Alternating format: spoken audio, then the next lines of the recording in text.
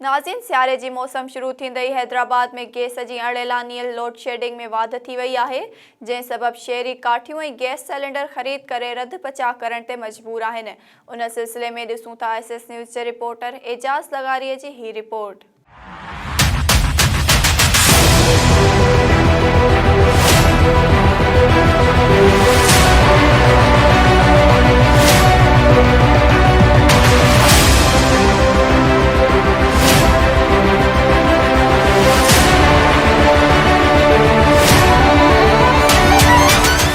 जी नाज़रीन, सियारे जी मौसम ईंदे ही हैदराबाद शहर में गैस जो बहरान वधी वियो आहे। गैस जी लोड शेडिंग वधी वई आहे, जंहिं सबब शहरियुनि खे सख़्तु मुश्किलात सां मुंहुं ॾियणो पए थो।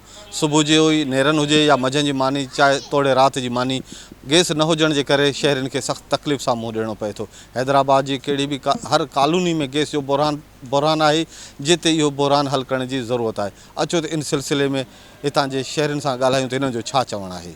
ही खड्डा हितों खोटिरियूं हुतों खोटिरियूं, पाइप कटरायूं, हर शइ कयूं, चए तव्हांखे लाइन आणी था ॾियो। लाइन हणंदे हणंदे सॼियूं लाइनूं कटे जान छॾायूं।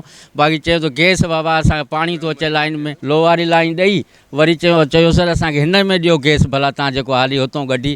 चए न, इहा गैर क़ानूनी आहे, जेसि ताणी होॾो लाइन असांखे आर्डर न थींदो न ॾींदा। बाबा असांखे गैस खपे, ॿार असां ज़लील थी विया आहिनि। सुबुह जो काठियूं किथे ॿारियूं, नंढड़ा कमरा हेतिरा घरनि में, काॾे ज़लील करे छॾियो तो। 500 रुपया 2 किलो गैस था भरायूं, ॿॾी बि नथो हले। गैस न हुजण जे करे असांखे तक़रीबन काठियुनि जेके माना 6 महीननि खां असां काठियूं पिया ॿारियूं। ऐं सिलेंडर त हींअर असां ग़रीब माण्हुनि जे पहुच में ई न आहे त असां सिलेंडर ॿारे ऐं घर में मानी वग़ैरह असांखे तमामु परेशानी घणी आहे। त ॿारनि जो सुबुह जो स्कूल वञण जो जेको 7 बजे ॿारनि खे पुॼणो हूंदो आहे, उहो असांजा टाइम ते नथा पुॼी सघनि। काठियूं केॾीमहिल आलियूं थियूं मिलनि, केॾीमहिल कीअं थो मिले, त वॾो मसइलो आहे गैस जो। तमाम अशिया खुर्दोनोस आसमान पे बातें कर रही हैं। इस तरह जो गैस और बिजली के जो लोड शेडिंग की वजह से आवाम जो है वो बाहर के खाने को अफोर्ड नहीं कर सकती। जुम्मा, हफ्ता, इतवार तो गैस सुबह से ही नहीं होती और शाम तक नहीं होती। और दूसरी बात ये है कि वैसे जुम्मे हफ्ते के सातों दिन बहुत सुबह के औकात में और रात के औकात में गैस बिल्कुल बंद है।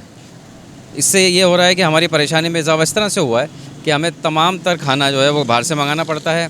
चाय बनाने के लिए भी हमें लकड़ी का इस्तेमाल करना पड़ रहा है, कोयले का इस्तेमाल करना पड़ रहा है, सिकड़ी लानी पड़ रही है, और गैस का चूल्हा जो है वो दूसरी जगह से वो सिलेंडर मंगाना पड़ रहा है। तो अब आप ये बताएं कि अगर हम सिलेंडर मंगाते हैं, तो अभी मैंने ये देखा था, टीवी पर आया था कि गैस सिलेंडर के धमाके से लोग मर जाते हैं। अभी भी शाही बाज़ार में एक वाक़या हुआ था। जी नाज़रीन, हैदराबाद में जारी लोड शेडिंग बाबति शहरियुनि जा तव्हां ख़्याल ॿुधा, उन जा वीचार ॿुधा, उन जा मसला ॿुधा। गैस जी लोड शेडिंग सबब शहरियुनि खे सख़्तु तकलीफ़ सां मुंहुं ॾियणो पइजी रहियो आहे। रद्द पचा में सख़्तु तकलीफ़ सां मुंहुं ॾेई रहिया आहिनि, जंहिं सबब शहरी सख़्तु परेशान आहिनि। नौकिरी पेशा माण्हू नौकिरी ते टाइम ते नथा वञी सघनि, शागिर्द स्कूल नथा वञी सघनि, ऐं घर में औरतूं ख़ुदि परेशान आहिनि, काठियूं ॿारण ते मजबूर आहिनि। उन करे शहरियुनि जो इहो मुतालबो आहे त गैस जी फौरी तौर ते लोड शेडिंग ख़तमु कई वञे ऐं घरेलू सार्फिन खे लोड शेडिंग फ्री करार ॾेई गैस जी फ़राहमी खे यकीनी बणायो वञे। कैमरामैन हुज़ूर बख्श सां गॾु एजाज़ लगारी, हैदराबाद।